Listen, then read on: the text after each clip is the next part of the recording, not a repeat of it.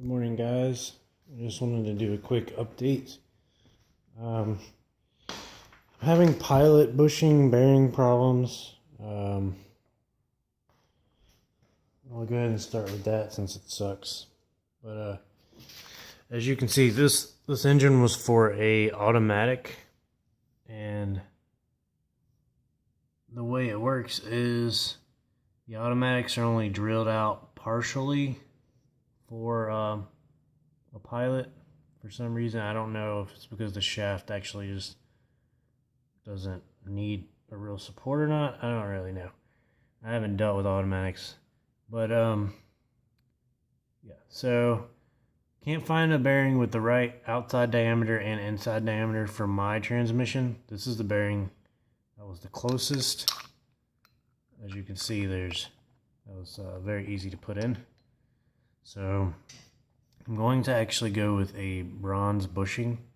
I have a buddy that's got a machine shop, and he's just gonna machine it down to what I need it to fit. I'll show you that right now. This is the bushing that I'm going to be using. As you can see, it fits this perfectly. The outside diameter needs to be cut down. I don't remember how much, but right now it's a tad over an inch. It just needs to be a tad under an inch. And then I can knock it in that hole, and it'll be good to go. I went ahead and mounted everything together. Transmission, clutch, and bell housing to engine, and everything fit properly. No worries on that. I want to add something. This is a 91 AX15. The 88 to 91 input shaft is 0.59, and then all of you other guys that have the newer AX15s, they're all 3/4. So you can actually use an outside pilot bearing. Crown makes them, and so does National, and even Timken, I think. But they're very easy to find. You can just Google it. There's a bunch of people that have had to use them. It sits in this outside area. The torque converter, whatever the hell it's called, but it sits right here. It's actually just a small inner bearing with this giant race on the outside, but that's all you'll need. So it'll be very easy for you. But they don't make one for 0.59 diameter input shaft, so you guys can just use that and have fun with that, because I have not been lucky with my deals so far. I got a deal on transmission, $100, Cherokee 130,000 miles,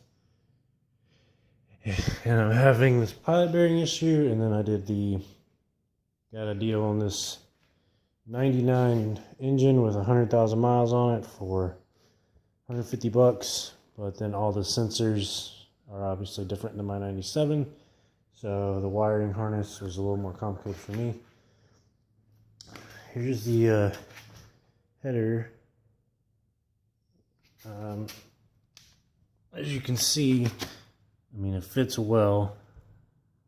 I'm sure the exhaust guy is going to love to have to deal with this, but just a little bend right here, and I think you'll be good. But I did use the VHT ceramic coating. Here it is. This stuff right here. It went on really well. Came out really good. Obviously, I did it with it off of the engine, but then I went ahead and did it on top of it again where the bolts sit, just so the bolts are blending in a little bit better. Just gonna go over something else. Oh yeah, so I'm having fun making this dust shield. It looks like shit, but believe it or not, it works. It fits in there perfectly. Obviously, I did it with the first I did it with went ahead and took the bell housing off and laid it on the ground and traced it on a piece of cardboard and marked all the holes, drilled them as they needed to be. I had one issue with this hole right here. I had to oval out a little bit. But once I get the starter, I'll cut out this side over here for the starter. And I went ahead and mated this up to, when the transmission was mated to the engine, I went ahead and put the plate on and it fit perfectly. It just sits behind here. So it does what it's supposed to do. I think I'm going to reverse engineer this thing once I'm done. I'll take some really good pictures and import it into CAD and scale it, and so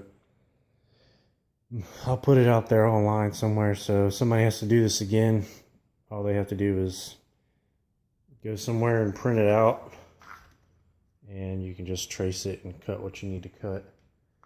You just want to double check the holes when you drill, but that's where I'm at right now. I'm gonna have that bushing done either today or tomorrow, and then I'll get everything bolted back together, and then I'll drop the engine and transmission in the Jeep, check fitment again, and I'll shoot a video on fitment. That's where I am right now. All right, good luck with your build, guys. Later.